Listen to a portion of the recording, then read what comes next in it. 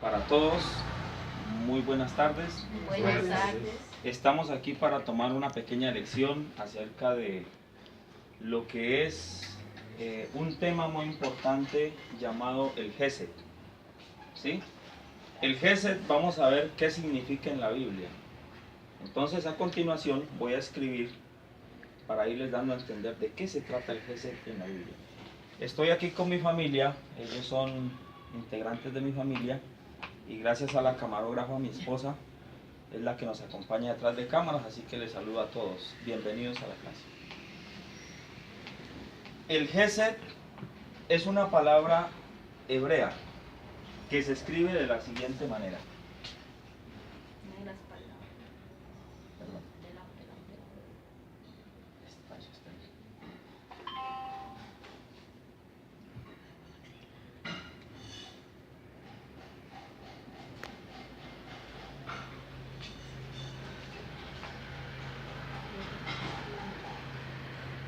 A esta palabra, esta es la J, esta es la S y esta es la D.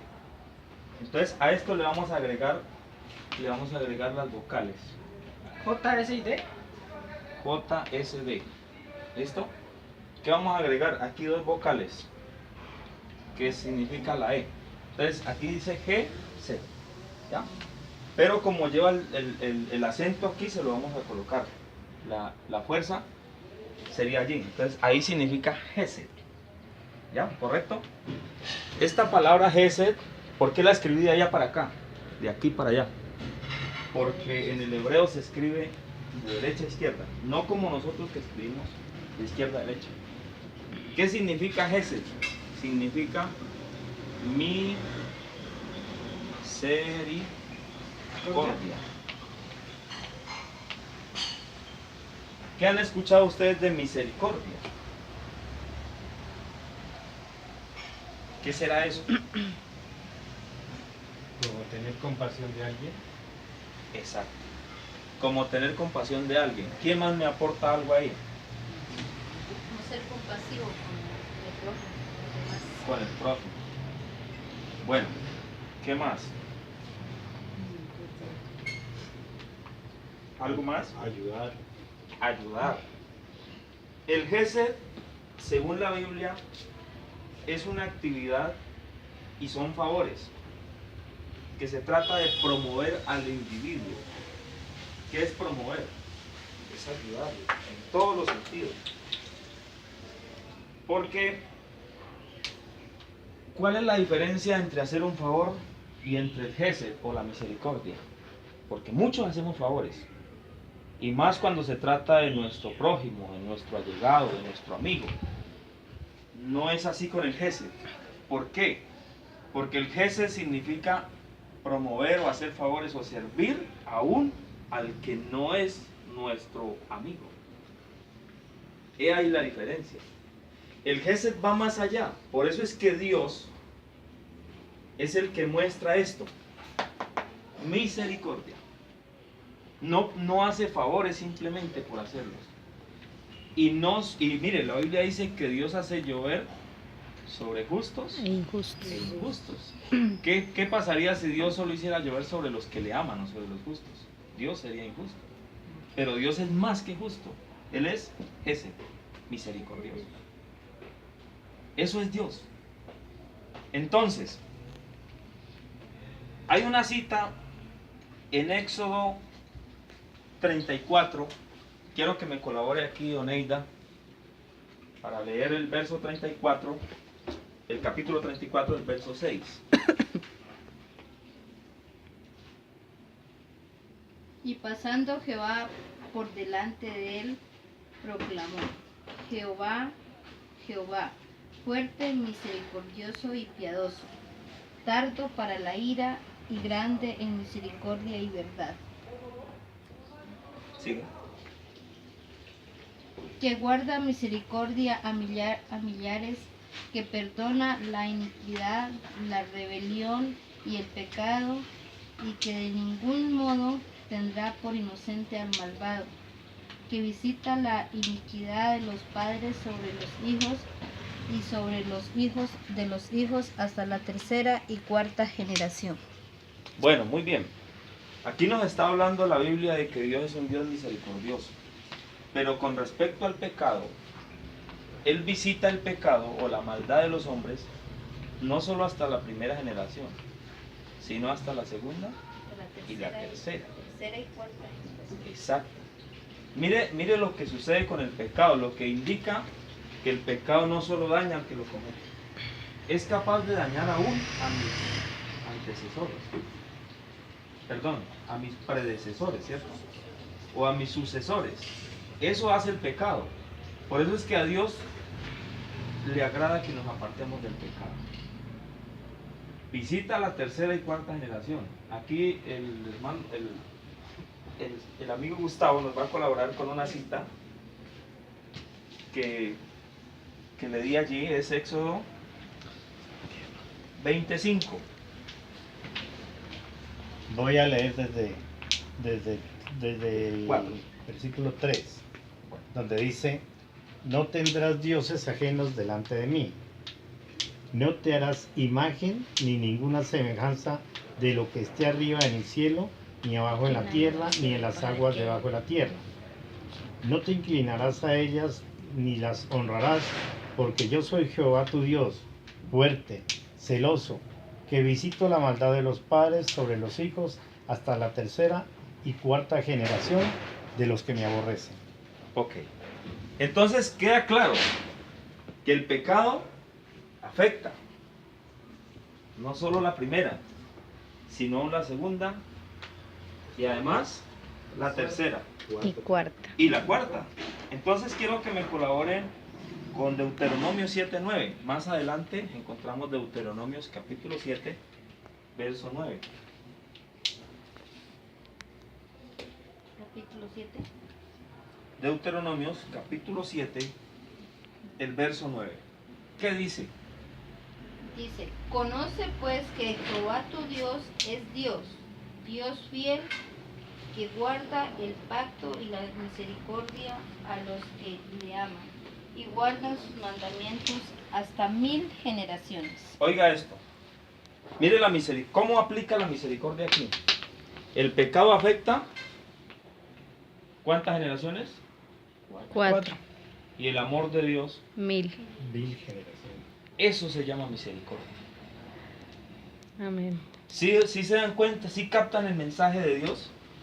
O sea, Dios dice, listo, el pecado los afecta y hace un daño grande, pero es que la misericordia, eso es una cosa exageradamente grande. Eso lo dice el libro de Salmos, el capítulo 63, el verso 4. Salmos capítulo 6, el verso 4. Estamos como en una clase bíblica de lo que significa el gesed. Porque de pronto la palabra misericordia es fácil oírla, ¿cierto? ¿Salmos qué? Como escucharla por ahí muy abuelo de pájaro. Pero si uno se detiene a analizar lo que significa esa palabra. ¿Salmos qué era? Salmos capítulo 6, el verso 4.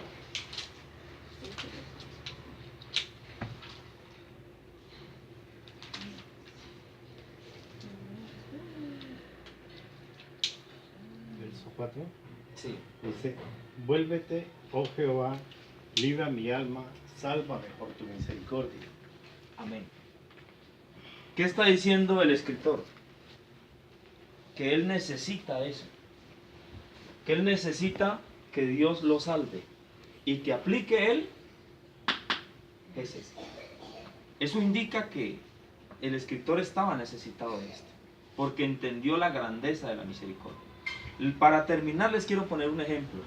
Ustedes han escuchado la historia de la ballena y de Jonás, ¿sí? ¿Cierto? Que es una historia famosa. ¿Qué sucedió ahí? Ese es un caso de misericordia. Resulta que en una ocasión Jonás fue enviado a una ciudad llamada Nínive y le dijo el Señor: ve a Nínive y predica que de aquí a 40 días Nínive será destruida. ¿Ya? ¿Qué hace Jonás? Jonás coge una embarcación, no que iba para Nínive, sino que se desvió para el otro lado. y se fue desobedeciendo la voz de Dios. ¿Qué pasa ahí? Jonás llega allá a Tarsis, pero resulta que cuando llega a Tarsis, antes de llegar en la embarcación que él se va, el mar embravece, el mar comienza a inquietarse porque iba desobedeciendo la voz de Dios. Él fue enviado a advertir a unas personas de que Dios las iba a castigar, de que Dios las iba a reprender. Pero Jonás no hace caso, sino que se va para otro lugar, pensando que iba a huir de Dios. Pero ¿qué sucedió? Sucedió que mientras Jonás se iba para otro lado, aparece el mar embravecido. Eso dice la historia. Entonces se dieron cuenta porque echaron suertes. La gente de antes era muy practicante de estas cosas. Entonces echaron suertes y la suerte cayó sobre Jonás.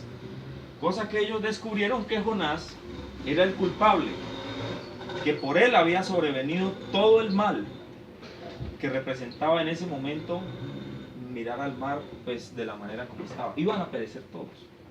Eso significaba la muerte para ellos. Entonces, ¿qué hace Jonás cuando se siente descubierto? Él dice, échenme al mar y el mar se aquietará. La gente obedece y cogen a Jonás y le dicen, Señor, por favor, perdónenos si vamos a tirar sangre inocente, si vamos a hacer algo malo, porque temieron a Dios. Entonces cogen a Jonás y lo tiran al mar y preciso, el mar se aquieta, porque la ira de Dios se apacigua. ¿Qué sucede? A ver, un pez se traga a Jonás, una ballena, increíble. Pero esto obedece a un plan divino. ¿Qué hace esa ballena por orden de Dios? Va y coge a Jonás, lo traga y lo lleva a donde tenía que ir, a las playas de Nínive. ¿Por qué? Porque Dios es misericordioso. ¿Sí? O sea, Jonás se fue para otro lado, pero Dios aún así necesitaba advertir a ese pueblo de Nínive que iba a ser destruido. Y miren, les voy a explicar qué pasa ahí. Jonás se llenó de ira. Y es apenas entendible que no quisiera ir a predicarles a los ninivitas, porque sencillamente ellos eran los peores enemigos de su pueblo. O sea, es entendible que Jonás no quisiera ir. Les voy a decir más o menos quiénes eran estos ninivitas. La ciudad de Nínive era la capital de Asiria, ¿sí? Como hablar de Bogotá, una cosa así, la principal potencia de su tiempo. Entonces, en ese lugar, Dios iba a derramar un juicio.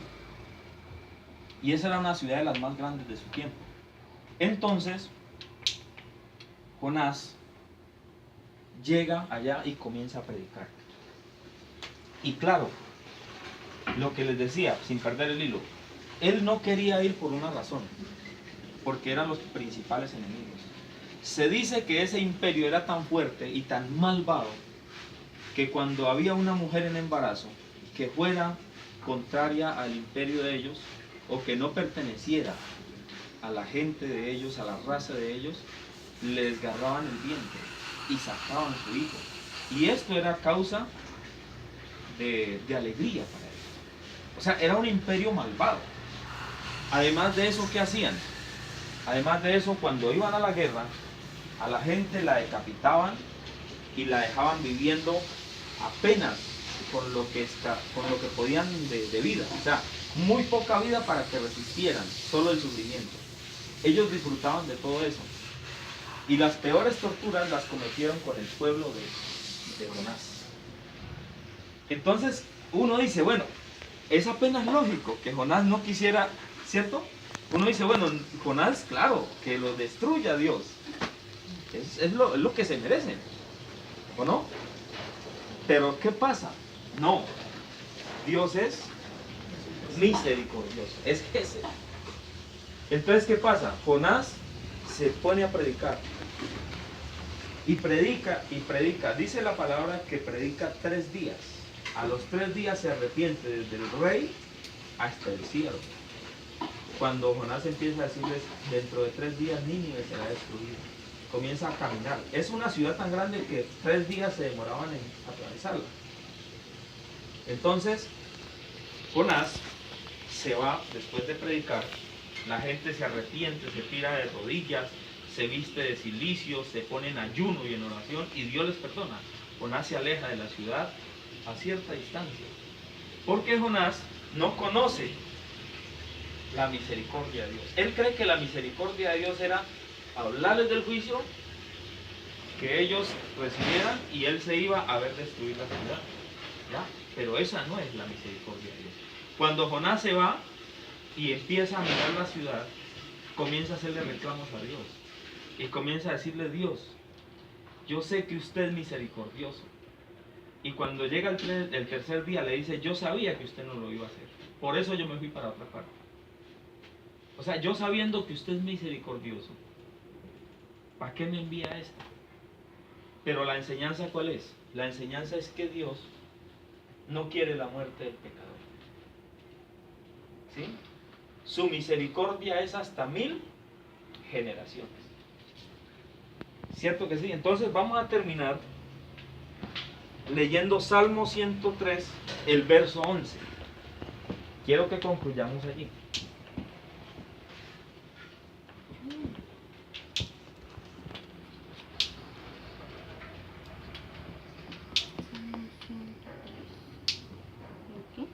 Verso 11.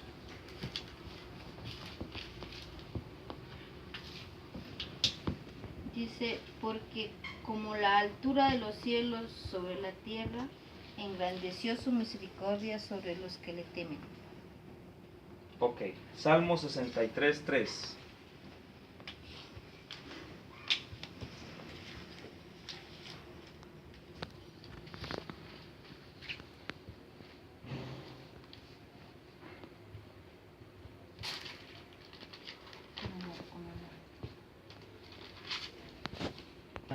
Que la vida, mis labios te alabarán.